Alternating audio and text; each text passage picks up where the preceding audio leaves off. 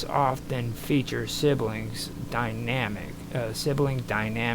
that drive the narrative forward.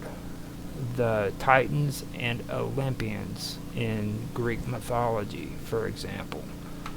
So you have that going on. Now, Cassius, the flame of ambition, represents humanity's drive to explore and innovate, often through struggles and adversities. A symbol of fire's dual nature, destructive yet essential for renewal. Libinus is the sacred guide, which embodies the spiritual journey, leading humanity to higher understanding and purpose, and represents the sacred connection between the divine and the mortal. Anti-Libinus is the balancing force, a reminder that every action has an equal and opposite reaction, emphasizing the importance of balance in all things. It also reflects the necessity and restraint and contemplation. It also reflects the necessity of restraint and contemplation. Now, Brathy is the spark of life, and that highlights the fleeting, precious nature of existence and the beauty of impermanence. It inspires creativity in the pursuit of the ephemeral.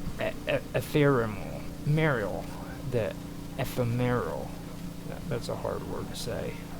Ephemeral.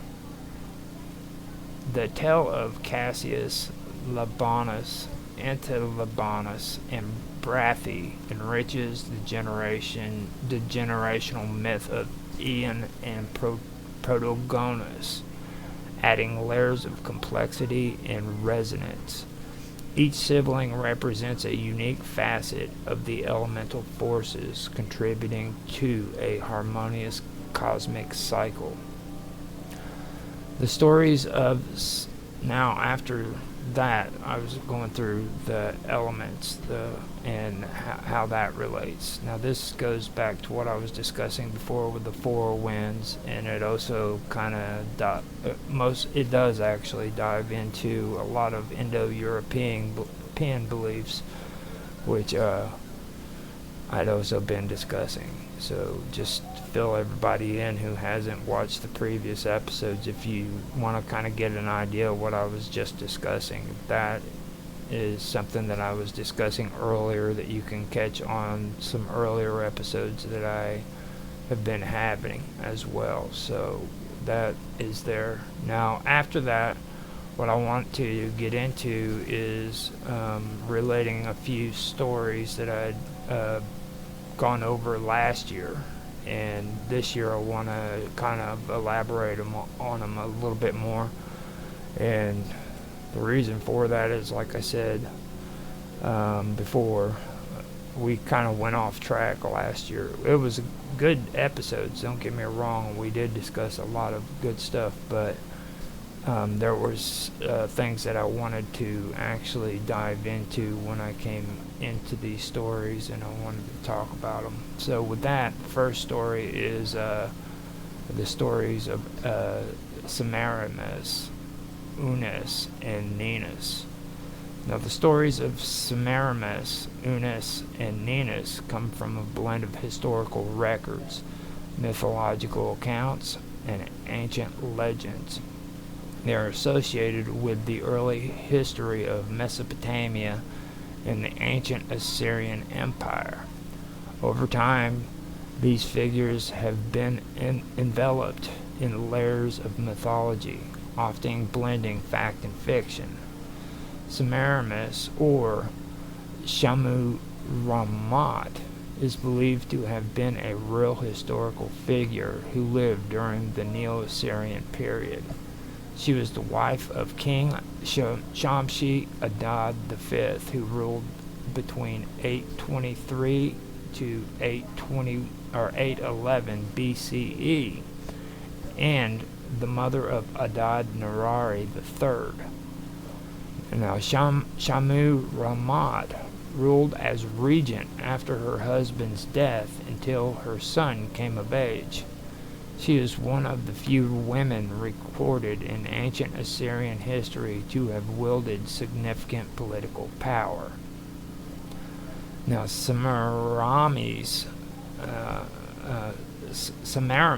became a legendary figure in Greco-Roman traditions, where her story was greatly embellished. She was transformed into a mythical queen of Assyria, often credited with founding Babylon and constructing its iconic landmarks, such as the Hanging Gardens.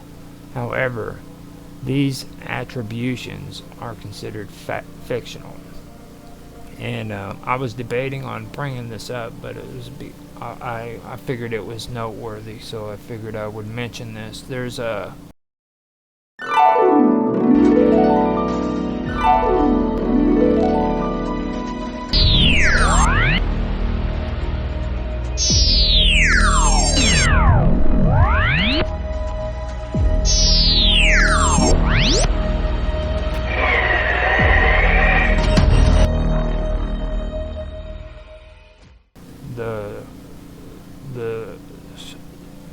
things that actually occurred when the Jews were taken into captivity by the Babylonians. Here in recent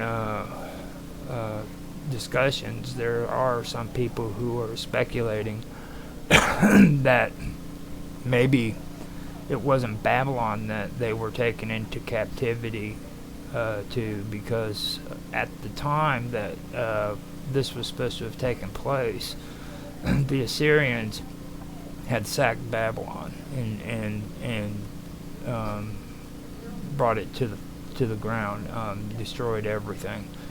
And there's evidence to indicate that what they did is they moved everything that concerned Babylon to Nineveh, and that for a time period they were actually calling Nineveh the New Babylon, or Babylon. So there's speculation that kind of insinuates that instead of being taken to the actual city of Babylon, that the Jews were actually taken to Nineveh, where that they called it Babylon because that was what they knew at the time period. You know what I mean? I mean, people didn't travel very long distances, so maybe they just weren't aware that this was Nineveh. They might have thought of it as Babylon, you know. So that was something that I did want to bring up. I didn't have it in my notes, and the reason for that was I did not know about this information until after I'd done all of this, and later on I learned it. But I was kind of debating on bringing it up at this moment, but then I was like, you know what, actually that's a good thing to actually bring up. So I did want to mention that. I did check out the time period too. This, at the time during the captivity, it would have been around the time that Assyria did sack Babylon, and Babylon sat empty and deserted for a certain amount of time period. So that's something to take into consideration. Now, the myth of Semiramis was said to be born of a goddess and raised by doves.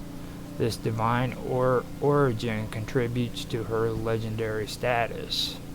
Semiramis married Onnes, O-N-N-E-S, an Assyrian general, but her beauty and intelligence caught the attentions of King Ninus, who took her as his wife after Onnes' tragic death.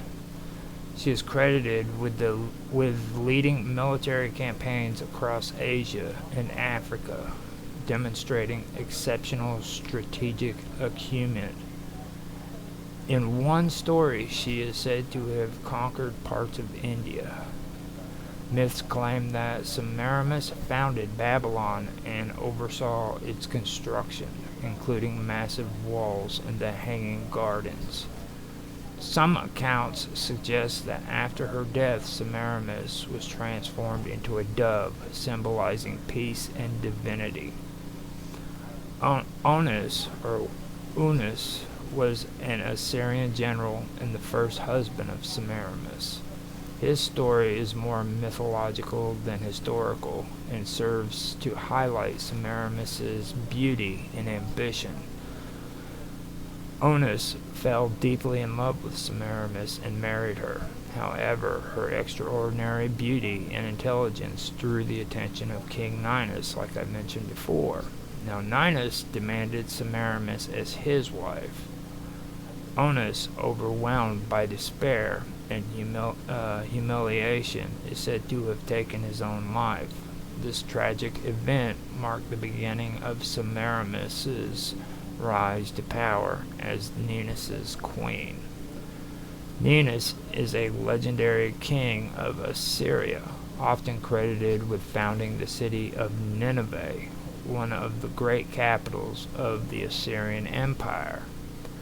While Nineveh was indeed a historical city, there is little evidence to support the existence of Ninus as a real historical figure. Ninus is portrayed as a great conqueror who united Mesopotamia and expanded its territories. He married Semiramis after her husband Onus's death and shared his rule with her. In some versions of the myth, Ninus died early in their marriage, leaving Semiramis to rule alone.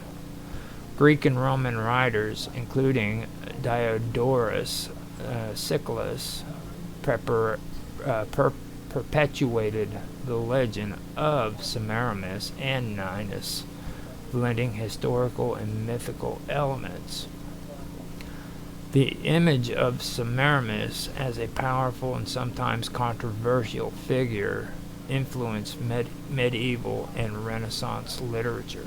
While much of the legend is fictional, it reflects the grandeur of the Assyrian Empire and its cultural and military achievements. Semiramis has been depicted in various works of art, including paintings, operas, and plays, often emphasizing her beauty and strength. The tragic story of Onus adds a dramatic element to the myth, symbolizing the sacrifice made in the pursuit of power. Now, with that, I'm going to go into some stuff concerning another character that I brought up last year, which I have mentioned a couple times this time, and that is Sanachinathion. That's Sanachinathion of Berytos, or Berytus, however you would say that.